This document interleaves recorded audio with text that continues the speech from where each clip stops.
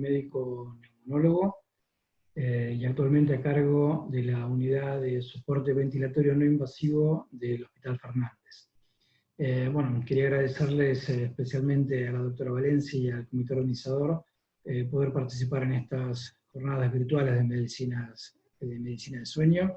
Así que bueno, un poco el tema que me encargaron es hablar de qué estuvimos haciendo en esta pandemia con estas medidas, estas terapias de ventilación no invasiva.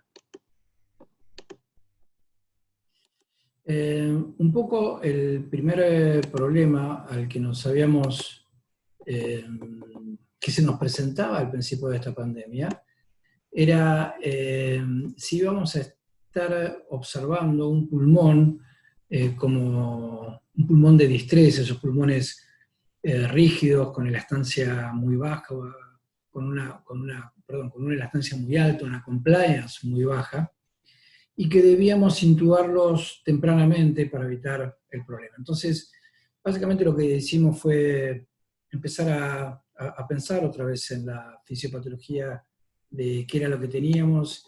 Para eso tuvimos la suerte de contar con mucho soporte, mucho ayuda de nuestros amigos y colegas europeos y americanos, y entre todos fuimos armando un protocolo de tratamiento que es el que les voy a ir mostrando después. Básicamente lo que nos encontrábamos nosotros era lo que Gattinone en algún momento definió como un pulmón L, de low, de baja elastancia, baja BQ, etc. Pero nosotros un poco esto lo poníamos como un pulmón L de liviano. ¿Qué quiere decir? Es un pulmón que no tenía mucha agua.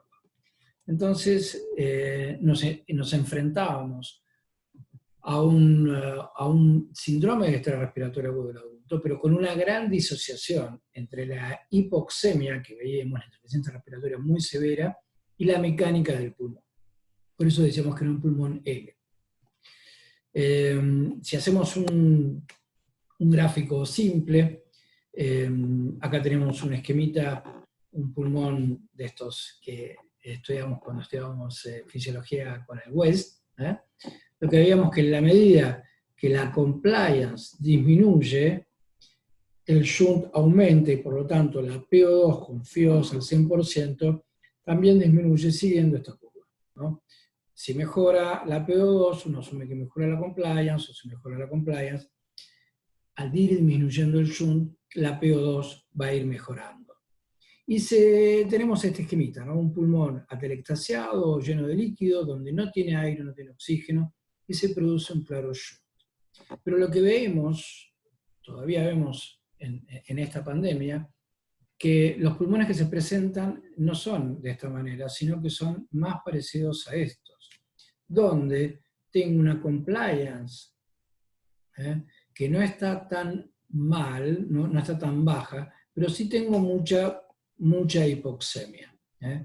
Y esto se relaciona con alvéolos que están llenos de aire, o por lo menos, esto es una exageración, este esquemita, ¿no? Pero yo tengo alvéolos que no están llenos de líquido, sino que tienen que más aire que líquido, parcialmente comprometido el epitelio, parcialmente comprometido el intersticio.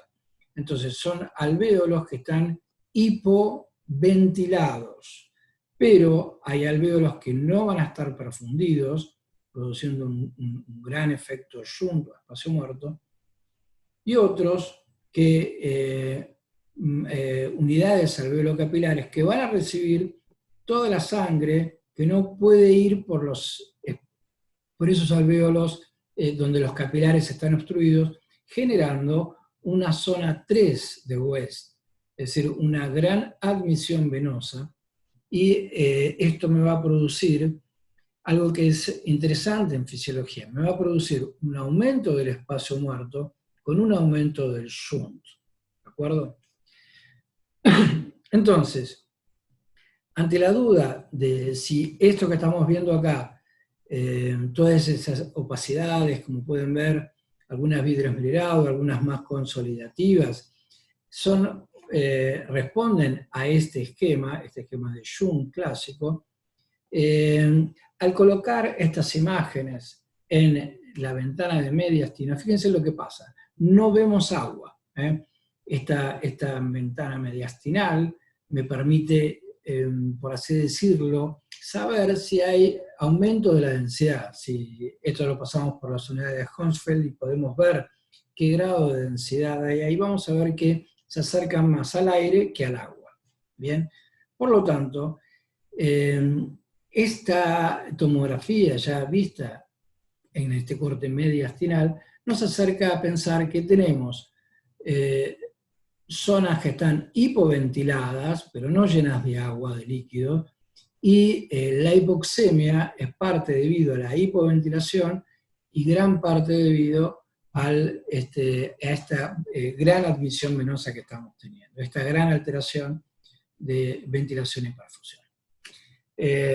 Estos son algunos de los ejemplos que tenemos. Estos pacientes, muchos de estos pacientes les realizamos perfusión, un centellograma de perfusión pulmonar, y lo que encontramos en una gran mayoría son defectos de perfusión severos, una alteración en la perfusión, no solamente una alteración en la ventilación, ¿bien? Así que, bueno, acá como les contaba, nos juntamos, nos reunimos, hicimos preguntas, tomamos alguna directriz, y por lo menos allá por marzo del año pasado, hace exactamente un año, fueron las primeras voces que se oponían un poco a esto de la intubación precoz. Ventilemos la hipoxemia, el paciente con hipoxia hay que ventilarlo. En principio sacamos algunas recomendaciones en la AMR, también en la LAT, así hicimos algunas publicaciones a la medida que íbamos juntando información, y las recomendaciones y conclusiones finales van a ser que la insuficiencia respiratoria por sí sola, por la hipoxemia sola, no es recomendable ventilarlas de entrada. Ahí creamos la unidad de soporte ventilatorio no invasivo en el Hospital General Fernández y empezamos a trabajar. Esto fue el plan de acción que confeccionamos entre el grupo de kinesiólogos y de neumonólogos y de terapistas que estuvimos trabajando en este tema, y sobre todo con mucho aporte de nuestros colegas españoles, sobre todo Valencia y Madrid, el doctor Alonso Íñigo, que es el responsable de algunas palabras como alerta ventilatorio o terapia que alterna entre CPAP y alto flujo, lo mismo que el doctor Salvador Díaz Lobato. Así que este fue nuestro plan de acción. Como siempre, esto por ahí parece medio ya cansino de hablar, pero esto al principio, acuérdense, si nos vamos hace un año atrás, era fundamental. El cuidado del personal. El personal que trabajaba y que sigue trabajando con nosotros, lo primero que hacemos siempre es vestirnos adecuadamente para evitar la inhalación de partículas virales o el contagio o arrastrar partículas virales con la mano. Por eso, recordar siempre que este es un virus que se va a transmitir por las microgotas, por la respiración, por el hablar, etc. Y en la medida que vamos poniendo barreras mecánicas, la posibilidad de la diseminación de este virus disminuye notablemente. Tanto es así que después de ya casi más de 160 pacientes evaluados, esta unidad sigue siendo la que menor contagio intrahospitalario tuvo menos de un 12% a pesar del multiempleo, que fue la que menos contagio del personal hubo dentro de todas las áreas del hospital. Siempre estamos bien vestidos con las botas, los hemorrepelentes, los guantes, doble par de guantes, barbijo N95 y un barbijo quirúrgico por encima, gafas, cofia y la pantalla. Acá Nico está usando estas máscaras con los filtros, estas máscaras 3M, también son muy, muy efectivas. Acá a Laura la estamos viendo con esta máscara de snorkel, que tiene un filtro acá arriba, son muy fáciles y rápidas de colocar, mucho más rápido que colocar todo esto, también son muy útiles. Permite, fíjense, que el personal que está bien protegido y cuidado pueda estar dándole un soporte natural al paciente, en este caso ayudándolo a comer y sacando esto que es muy, muy importante para nosotros, que es una sonrisa a los pacientes, que su primera preocupación es, la primera pregunta que hacen siempre es, doctor, ¿me voy a morir?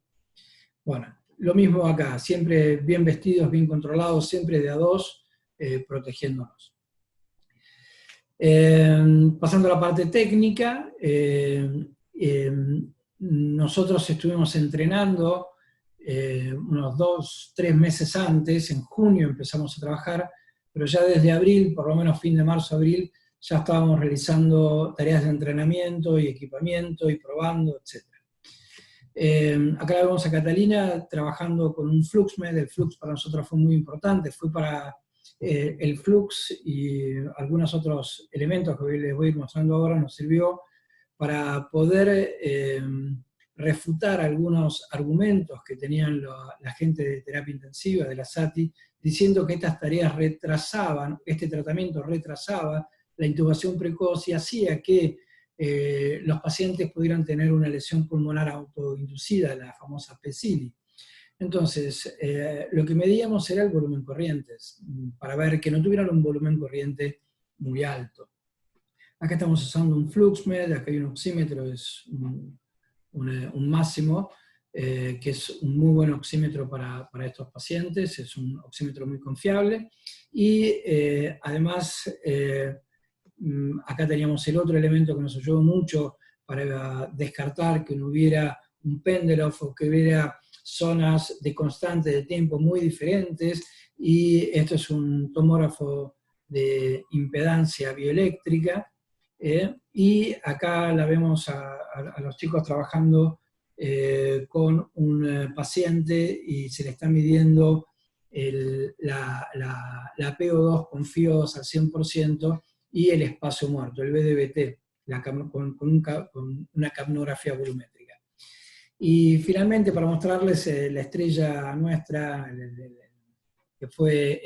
sigue siendo el ecógrafo. Con el ecógrafo hacíamos lo que llamamos el seguimiento de los pacientes. Veíamos el seguimiento de la aireación pulmonar y también podíamos objetivar la respuesta al prono o la respuesta a la terapia con CPAP al ver que zonas C de consolidación se abrían, se aireaban y pasaban a ser unas zonas de tipo B.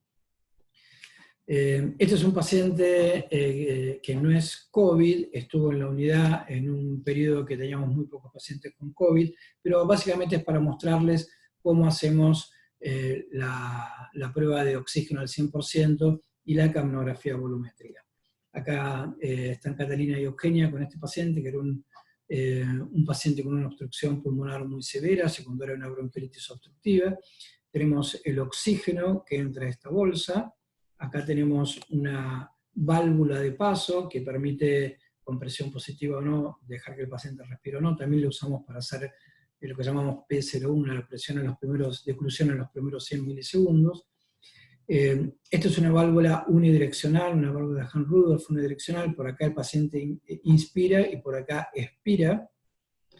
Y acá tenemos el neumotacógrafo y el capnógrafo proximal a la boca, entonces vamos a poder tener un muy buen registro de lo que esté pasando. Y finalmente, un FluxMed que es con el que registramos todas estas actividades. Acá pueden ver, vamos a bajar el volumen. Perdón.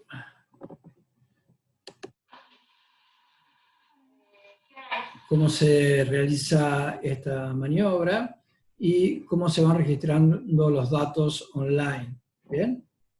Todo esto se graba y posteriormente hacemos el análisis. Acá vemos la curva de flujo, la curva que obtenemos con el neumotacógrafo, y esta es la curva de volumen corriente, que es la integración del flujo inspiratorio y del flujo expiratorio.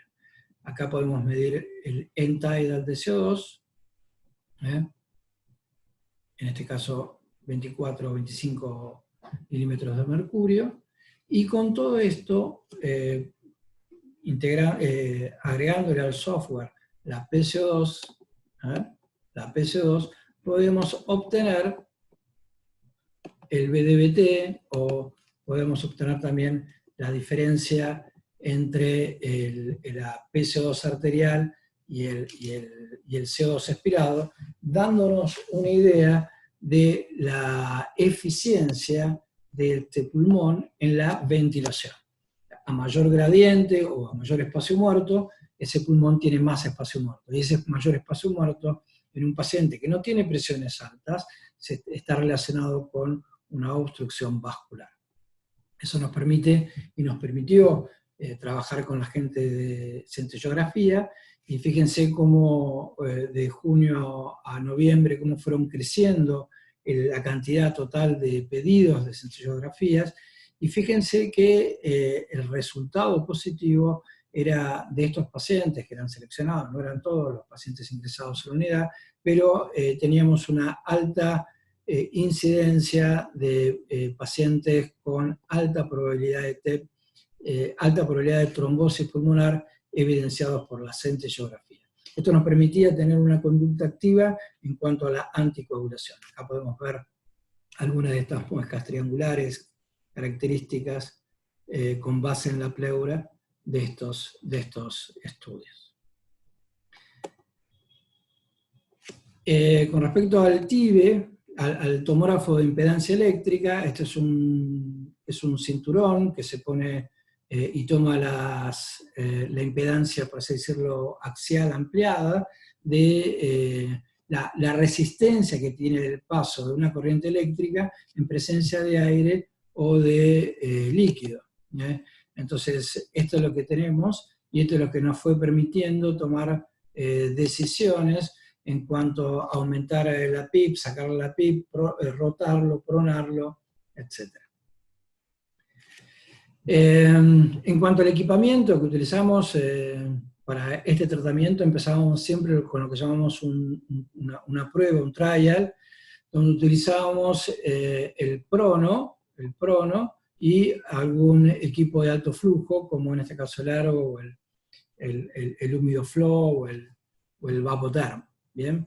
Entonces, teníamos en este plan de acción, siempre los pacientes tienen que ser lúcidos, colaboradores, porque lo mismo que un paciente cuando le colocamos una ventilación no invasiva o un CPAP, tiene que saber qué esperar, tiene que saber qué hacer en caso de.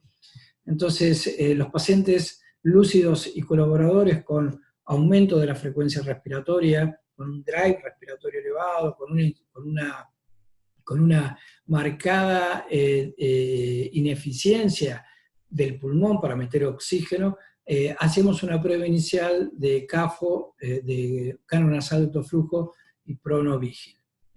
Siempre, como pueden ver acá, el paciente estaba boca abajo, y siempre en prono, siempre con barbijo. Muchos de estos trials los hacemos en emergentología. Apenas llegaba el paciente, había escalado el tratamiento máscara reservorio, y ya íbamos a hacerle un trial. Y la pronación, ¿por qué la pronación? Muy discutido el tema de la pronación, pero realmente los resultados son, por lo menos en nuestro grupo de pacientes, inequívocos. Hay que hacerlo, porque es fácil, porque es rápido, la respuesta se ve en los pocos minutos, y realmente los resultados son muy eficientes. Entonces, la prueba siempre es positiva cuando la saturación aumenta. Por eso, si yo la idea es de trabajar con pacientes cerca del margen inferior de las recomendaciones que tenemos, una saturación de 94, y ver si cuando se prona, la saturación aumenta. Si estoy trabajando con saturaciones cercanas a 98 y lo prono, lo que tengo que estar haciendo es tomar gases arteriales. Porque posiblemente por ahí tenga 1 o 2 puntos de diferencia, pero esos 1 o 2 puntos de diferencia van a ser muy grandes las diferencias si lo veo con la PO2 arterial. Así que no hace falta tener a los pacientes con una saturación arriba de 97, así que lo ideal es trabajar en ese borde inferior, que vamos a estar muy seguros entre 93 más, 93-94%. Entonces, acá, fíjense lo que pasó acá con este paciente, hicimos una tomografía en supino, ¿ven? Bajamos al paciente a tomografía, acá muestro 2 cortes nada más, como para ver que estas imágenes de vidrio esmerado, algún crazy paving, algún broncograma aéreo por acá abajo, y estos dos cortes son uno superior, acá estamos viendo el bronquio derecho y acá el izquierdo, y este corte es justo por encima del diafragma, ¿no? Este paciente fue puesto en prono y la tomografía fue hecha entre los 5 y los 10 minutos de haberlo pronado. Y se tomaron, para comparar, los mismos cortes.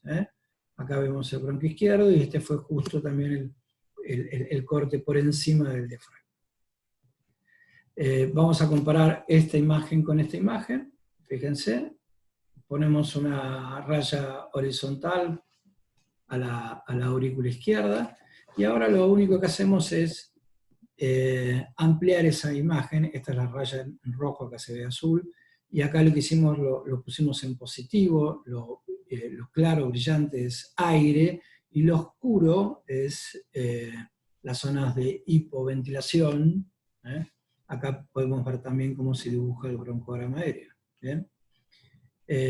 La otra imagen es esta, acá tenemos la aurícula, y para poder compararlo lo vamos a girar. ¿Bien? Así que ahora esta es la imagen en supino y esta es la imagen en prono. Ahora podemos comparar esta área con esta área, esta área con esta área. Claramente lo que se ve son dos cosas. Las áreas de hipoventilación, hipoaireación, claramente se inflan, se ventilan, ¿bien? Se ventilan, desaparecen. Fíjense la diferencia que hay entre esta vértebra y la aurícula izquierda, y la diferencia que hay entre la vértebra y la aurícula izquierda. Para los amantes del tango es esto. Acá, cuando el paciente está en supino, el pulmón, las zonas dependientes de gravedad están colapsadas, aumentando la zona de BQ menor a 1, la zona 3, y cuando lo ponemos en prono, lo que se hace es simplemente se abren. De esa manera, fíjense lo que pasaba con las resistencias eléctricas. Cuando hay aire hay mucha resistencia, y la imagen que me da es una imagen blanca. Cuando hay menos resistencia, porque hay menos aire, las imágenes son en torno al azul.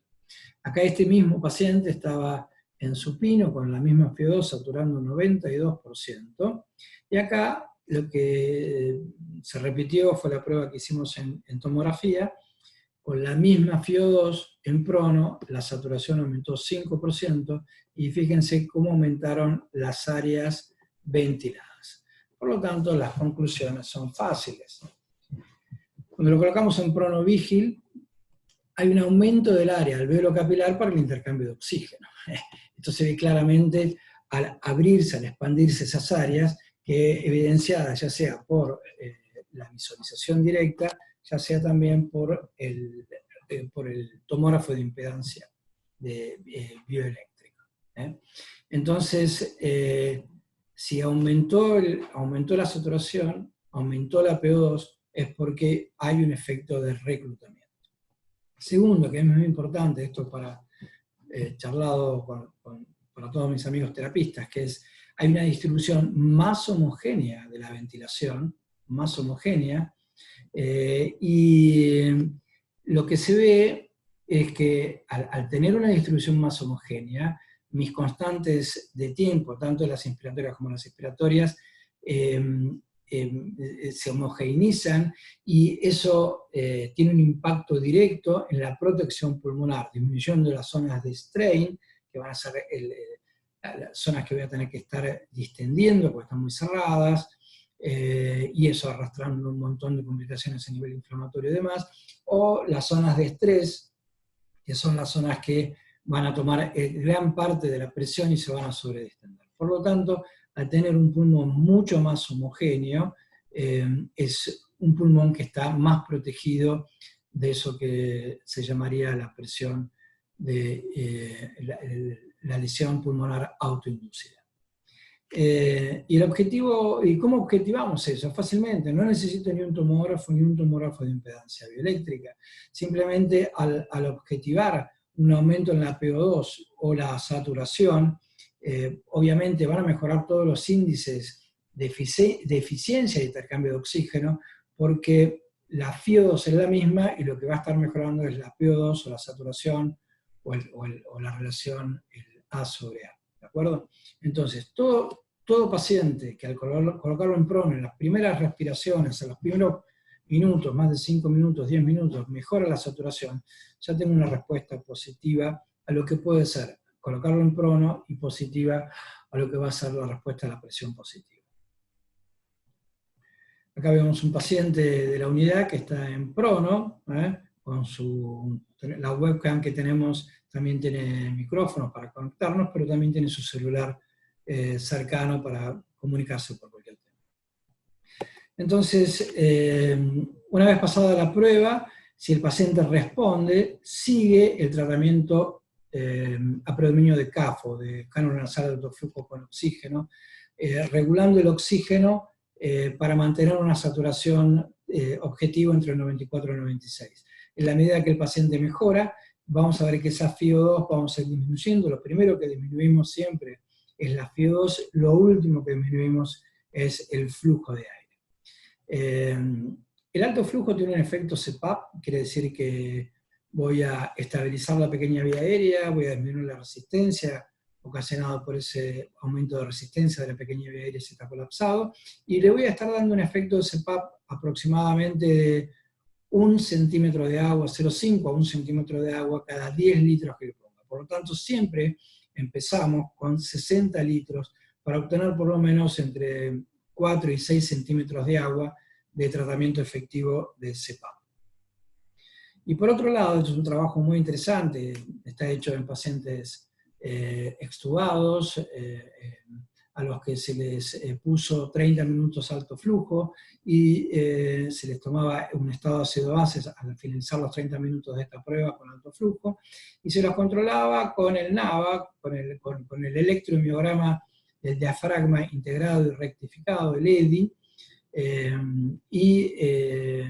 cuando tenían alto flujo, apenas se extubaban, teníamos esta estimulación, esta respuesta eléctrica del músculo ante los requerimientos del centro respiratorio. A continuación se los colocaba en una máscara facial con oxígeno y se lo tomaba a los 30 minutos de estado ácido-base, y fíjense la respuesta, cómo el centro respiratorio, de acuerdo a la información que le llegaban por los químicos y los mecanorreceptores, pasaba a tener una actividad eléctrica mucho más importante, más del doble en algunos casos, y a continuación, otra vez se le colocaba alto flujo, y otra vez disminuía la actividad, el centro respiratorio volado por la actividad eléctrica del electromiograma del diafragma de estos pacientes. Por supuesto que es interesante ver que al finalizar cada trial, la PCO2, la PO2 se mantenían y el pH se mantenían en valores similares. Es decir, que no había un estímulo importante de los quimiorreceptores y que esta respuesta básicamente estaba dada por acción más que nada de los mecanorreceptores, receptores de irritación, etc.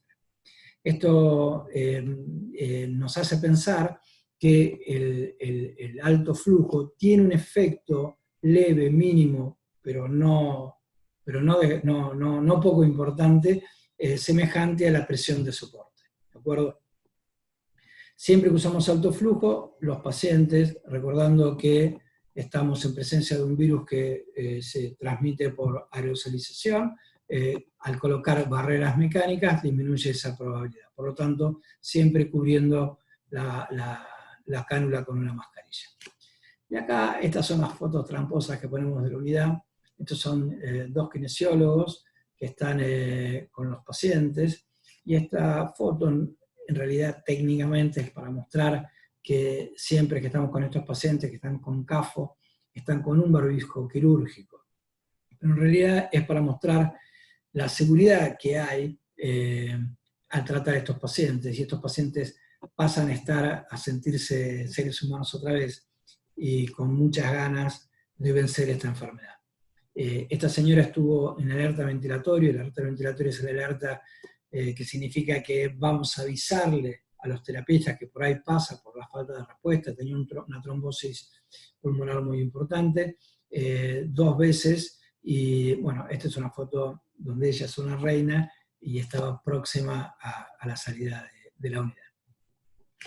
El punto 3 es el otro tratamiento que usamos, que es el tratamiento con CPAP. Las consideraciones técnicas son las mismas que utilizamos cuando usamos un CPAP para sueño o un CPAP para ventilación no invasiva. Lo que cambiaban eran algunas consideraciones importantes para la bioseguridad. Primero, que el codo es azul. ¿Qué significa? Máscara con codo azul que no tiene fuga intencional. La fuga intencional está puesta entre la máscara y un filtro antiviral. ¿De acuerdo? Acá estoy mostrando un filtro que usamos, que son los que nos dan en el hospital, que tienen más resistencia. Habitualmente lo que se deberían usar son los filtros simplemente antivirales, antibacterianos, electrostáticos, que son mucho más finitos, con una resistencia mucho menor.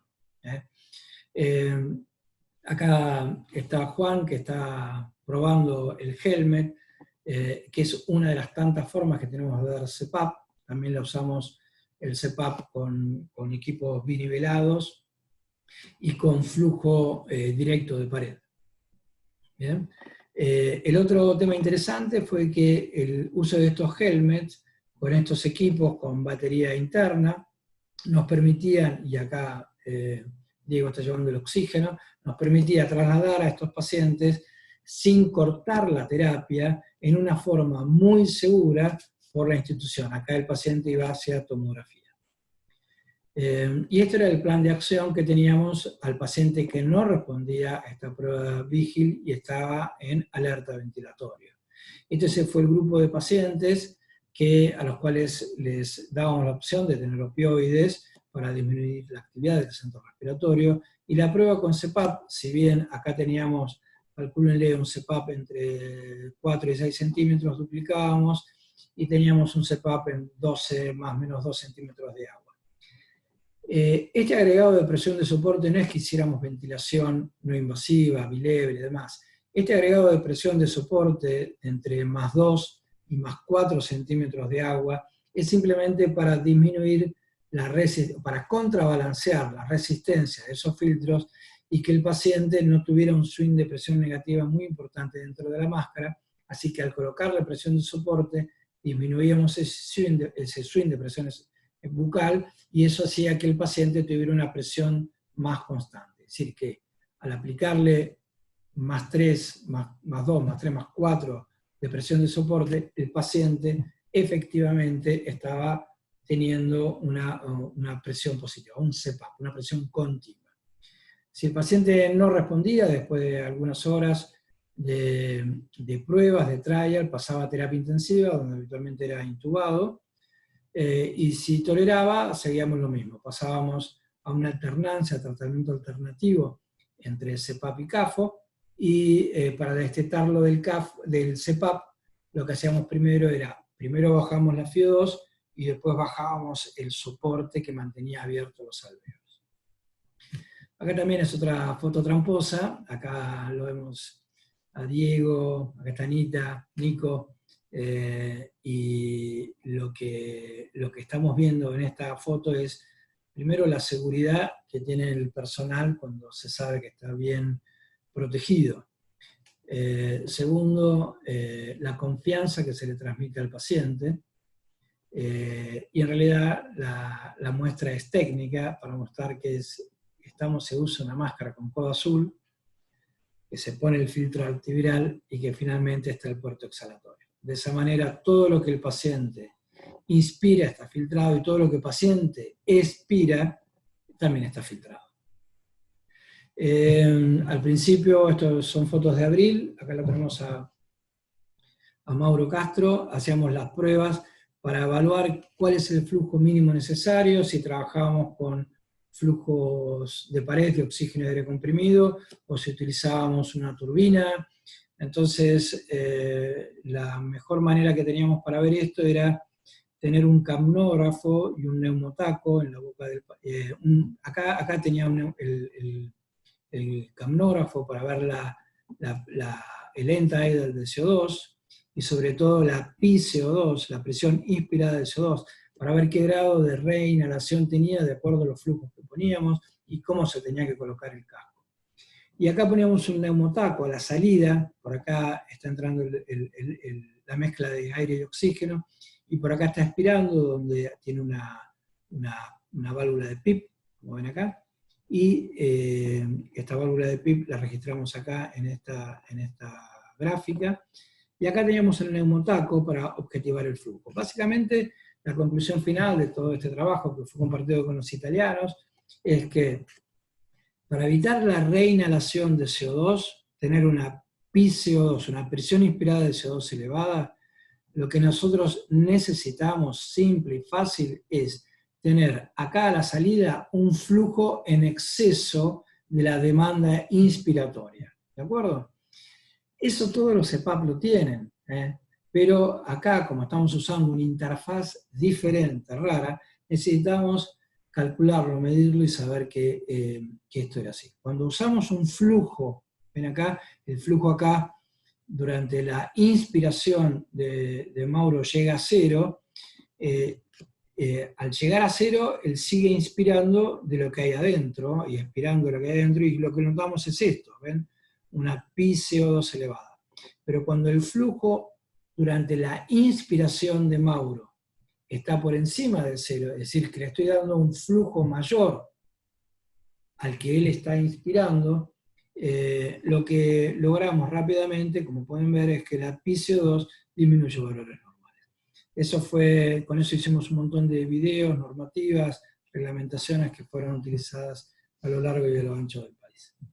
Acá vemos un paciente tranquilamente, con un CPAP, ya está de salida, puede estar manejando su celular, escuchando música, comunicándose con sus seres queridos, y utilizamos acá en este caso es un Astral con una turbina y que le genera la presión. Y acá también tenemos otro paciente similar, acá tenemos un Astral, el paciente inspira, y por acá expira, y expira un puerto exhalatorio.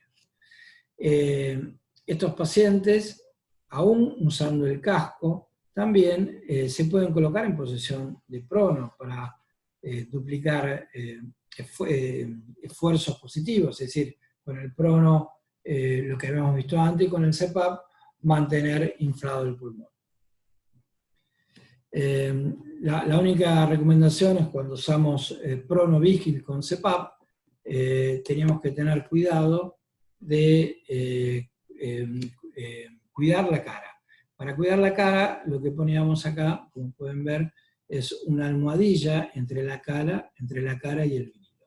¿Bien? De esa manera, la transpiración, dolor y la molestia disminuyen. Resumiendo un poquito, los cuidados del paciente, todo el tiempo controlando, entrando, evaluando. Estos pacientes eran y siguen siendo evaluados entre 6 y 12 veces por día, de acuerdo a la necesidad que tengamos, más al principio. Tienen mucho contacto, cada una de esas entradas y salidas tenían por lo menos 6 anotaciones por día en cuanto a la frecuencia respiratoria, a la saturación, y con eso montamos toda la serie de datos que nos sirvieron para las publicaciones en la revista Medicina y la próxima que está saliendo en la Respiratory Care. Siempre controlando, entrando. Acá era la época que usábamos los fantasmitas. Y bueno, para ir terminando, para ir mostrando algunos datos, para recordar que la mayoría de los pacientes que tuvimos nosotros que ingresaban con una PAFI promedio de menor a 150, 137 fue la PAFI promedio que tuvimos, el 57% de estos pacientes usaron solamente CAFO. El resto usó la terapia combinada. de estos pacientes que usaron terapia combinada, que eran más severos, el 50% de los pacientes pasó a terapia. El total de los pacientes que pasaron a terapia realmente nos sorprendió y fue muy importante para la salud pública y para el funcionamiento del hospital. ¿Por qué? Porque menos del 30% de los pacientes, menos del 30% de los pacientes que entraban acá, ingresaron a terapia intensiva. Antes de que la uso BNI estuviera funcionando, el 100% de los pacientes iba a terapia. Y el 100% de los pacientes se intubaba y ventilaba. Es decir, que la uso BNI sirve, por así decirlo, para tamizar, para seleccionar cuáles son los pacientes que realmente requieren terapia intensiva. De esa manera, la utilización, la gestión de las camas de terapia, el ahorro fue otra de las cosas muy impactantes. Más o menos recuerden que cada cama de uso BNI es menos de la mitad, el 30% de lo que vale una cama de terapia. Y acá viene el otro punto importante. Los pacientes que estuvieron en la uso BNI, ese 70% que quedó en la uso BNI, estuvo un promedio de internación entre 6 y 7 días como mucho. 6-7 días. En cambio, un paciente de condiciones similares que ingresaba a terapia intensiva, estaba por lo menos más de 4 semanas. Por eso, cada cama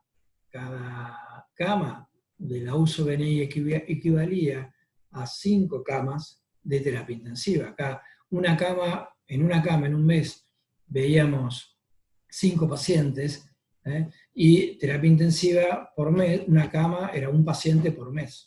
¿De acuerdo? Eso tuvo mucho impacto en los costos y permitió que allá para el mes de septiembre, cuando hospitales como el Argerich o no sé si el Santo Llano, no me acuerdo bien, pero seguían creciendo en la complejidad de camas, en el Fernández empezaban a cerrar camas de terapia. Las conclusiones finales son simples. Acá no hicimos nada más que trabajar con lo que sabíamos. No nos olvidamos de lo que aprendimos durante tantos años.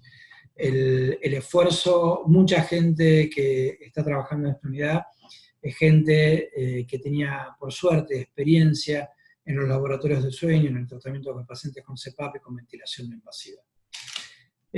Por lo tanto, la unidad de soporte ventilatorio no invasivo permitió disminuir el ingreso de pacientes a la terapia intensiva, teniendo de esa manera una mayor disponibilidad de camas críticas. Redujo globalmente los estadios de estadía hospitalaria, estaba más o menos 6-7 días con nosotros y 3 días más en clínica médica y luego se iban de alta. Lo interesante es que el 99%, por así decirlo, de los pacientes que se fueron de alta desde la uso BNI después de clínica, se fueron sin oxígeno, se fueron respirando aire ambiente. Y rápidamente se integraban a sus actividades sociales y familiares. No presentaban alteraciones ni del sistema nervioso periférico ni musculares, como puede verse en los pacientes que están sometidos a dosis altas de corticoides, la miositis que producen, o los relajantes musculares prolongados que producen esa neuropatía periférica tan severa. Ni tampoco tenían el delirio que se ve en los pacientes ventilados y que reciben dosis elevadas durante periodos prolongados de benzodiazepinas, tranquilizantes mayores, etc. Y tienen también el aumento de la presión intracraniana relacionado con la asistencia ventilatoria mecánica. Este punto también es interesante porque, como les decía antes, los pacientes se iban a la casa y ya podían reintegrarse rápidamente a sus actividades y no tenían más que volver a las consultas programadas en el servicio de neumología. Los pacientes que salen de terapia intensiva y que fueron ventilados preventivamente o la intubación precoz y podrían no haber necesitado esa terapia, los que les recuerdo, la mortalidad de terapia intensiva de estos pacientes ventilados depende mucho de los centros y va entre un 35 a un 90 y pico por ciento, 90% en distintos hospitales que estuvimos recorriendo en la provincia de Buenos Aires, 80 y pico por ciento en el Telegram de los kinesiólogos. Así que la mortalidad es muy alta y sí depende muchas veces del equipamiento, del conocimiento, de la práctica, del entrenamiento, etcétera, de muchos factores que no están solamente ligados con el respirador, sino con el grupo para manejarlos. Y aquellos pacientes que no fallecen tienen una gran chance de tener, como decía Rosa Reina, más de un año de recuperación. Sin contar los pacientes que están traqueostomizados, con decanulaciones bastante complejas, y los pacientes que salen con la neuropatía o la neuromiopatía de los pacientes críticos que a veces tardan meses en volver a caminar. ¿Bien?